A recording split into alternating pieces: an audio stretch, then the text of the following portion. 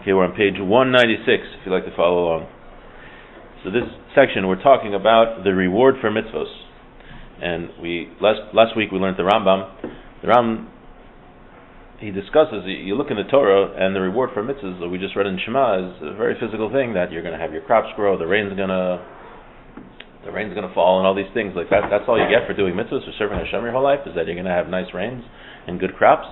So the Rambam said, that's not the real reward. That's just when you do mitzvos, Hashem makes it so it's easier for you to do more mitzvos.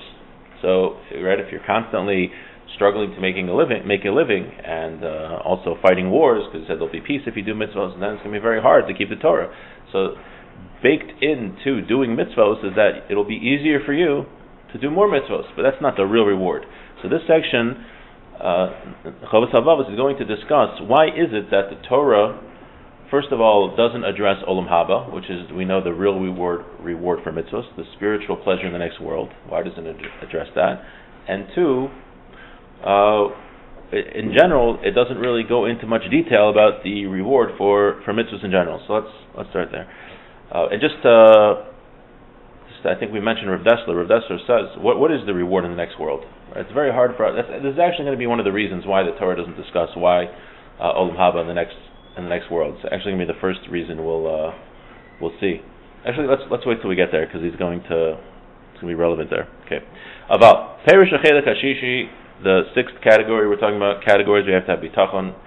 V'hu b'gemul ha'olam hazeh v'olam haba asher yeh ha'adam roi lo b'maaseh hatov ba'olam hu shehagemul al shnei panim. The reward for doing mitzvos, there's two aspects. Gemul ba'olam hazeh bilvad. Some things he'll get reward only in this world. Gemul ba'olam haba bilvad.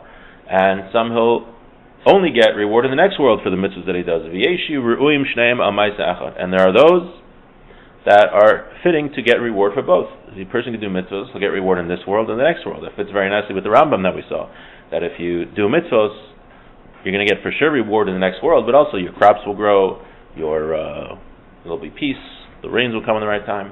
However, you look in the Torah, it doesn't really go into much detail about the rewards for doing mitzvahs. It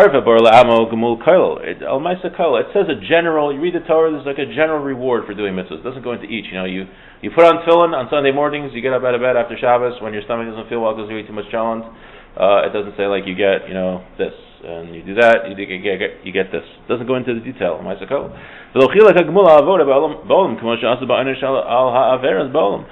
does do it, right? When we refer to negative commandments, we see that, right, don't just say that the Torah doesn't give specific rewards and punishments, because don't say that the Torah doesn't go into great specificity, because it does.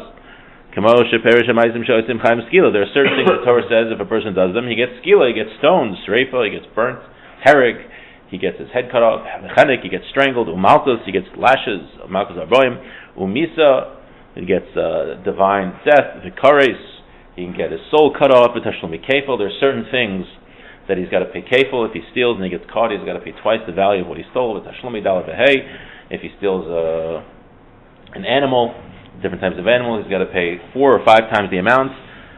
V'nezek shor, bor, v'shein v'eish, all the different types of mazikim. If you have an animal that goes and it damages, or you dig a pit in the middle of Route 9 and somebody gets hurt, v'shein v'eish, or if your animal eats, or if you light a firework and then it burns down half of an alpin, all of these things you have to pay. It's interesting. He's listing damages. This is a side point.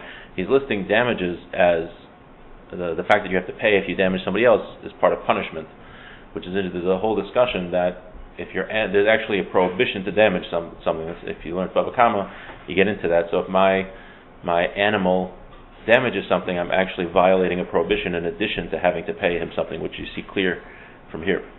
If you hurt somebody, the case there, if there's 2 men are fighting and one of the wives hurts the man in a certain way. Someone says something bad about his wife.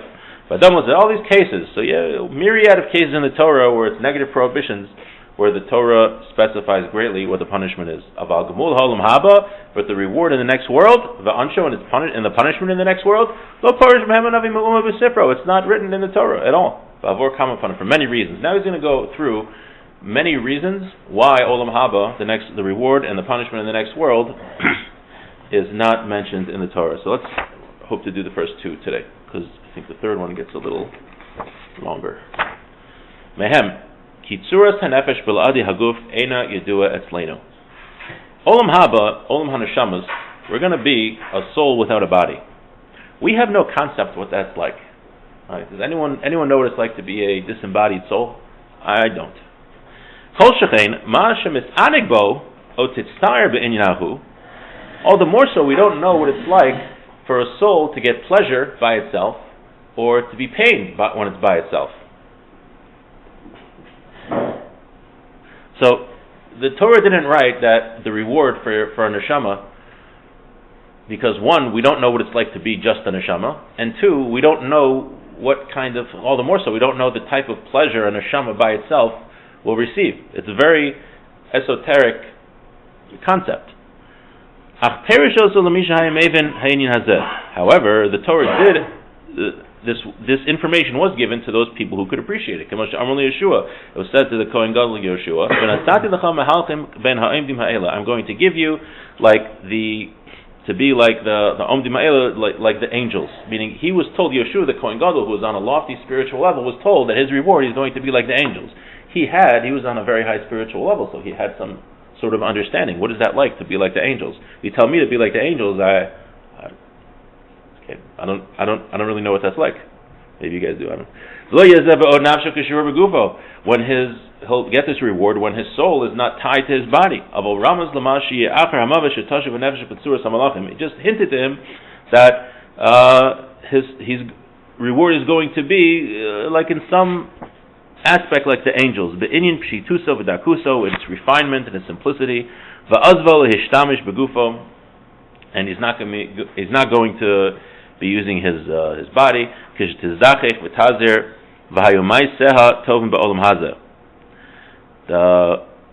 his soul would have reached this state by being purified by the good deeds that he did in this world. So the reason the Torah is not saying the reward in Olam Haba is because it's very difficult for us to relate to it. Right? You're going to give a Torah, Hashem's going to give the Torah, and if you keep all the mitzvos, your soul, when it's detached from the body, will have great pleasure like the angels. Like, oh, that sounds nice, but right? Why do you think other religions say that the reward is going to be 70 virgins? Because that you can relate to, right? That's a very coarse type of reward, but it's something that human beings could relate to. So that's why those religions write that, because they have no concept of this higher level that is obvious that we believe in, that there's an Olam Haba. We just trust that the pleasure is so great that that's going to be the reward. Rav Dessler actually writes, what is the pleasure? Again, we can't really understand what the pleasure is, but he tries to give some level of understanding. He says that one moment in Olam Haba is not equal to all the pleasure in this world. That's what it says. Okay, so Rav Dessler says that means you take all the pleasure that you ever had in your life, in your 120 years on this earth, you put that together, and you add to that all the pleasure that every human being, every one of the 7 billion people on the earth has in their entire lives, and you add to get all the pleasure that any human being who's ever existed had in their life, that doesn't equal one moment in Olam Haba. Right? So that sounds like very good. But again, it's still very esoteric. So the Torah, what does the Torah write? The Torah writes things that we can understand. Your crops will grow, things will go well for you, there'll be peace, etc., etc. So the first reason why it doesn't talk about Olam Haba in the Torah is because it's very hard for people to relate to it. Okay, let's just do the second reason. We'll stop. People already, before the Torah was written, people already knew that there's going to be reward in the Olam Haba. So the Torah didn't even have to write it. It was known to the sages. So it didn't have to be written in the Torah.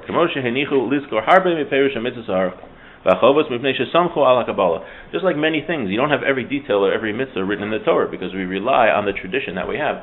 So too, there's a tradition that we're going to get reward in Olam Haba. Also, I believe it's a Sefer Ha'ikrim writes that it's a logical thing, right? You look, the first thing you learn in Mesilas Yesharim, right? We know that we have a body and a soul, and we know that the soul is a very lofty thing which wants to connect to Hashem, and it's very halig. So it's clear that such a halig thing, as in the neshama, is not meant for this world. There's something beyond. So it's something that the Torah doesn't even have to write because it's so logical. it's obvious that there's going to be another realm of existence where even though the body ceases to exist, the soul will continue to exist.